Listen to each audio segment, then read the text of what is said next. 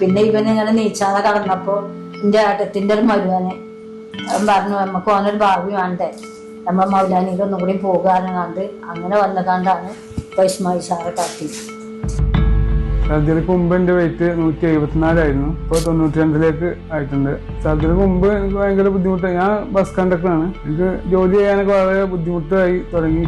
Step കയറാനൊക്കെ ബുദ്ധിമുട്ടായി. കാലുവേദന, മുട്ടുന്ന വേദനയൊക്കെ തുടങ്ങി. ജോലിക്ക് പോകും 10 മണിയാകും അങ്ങോട്ട് തന്നെ തിരിച്ചു വരും. ബസ്സിൽ കയറാൻ പോയിക്കാണ്ട് 10 മണിയാകും അങ്ങോട്ട് തന്നെ വരും.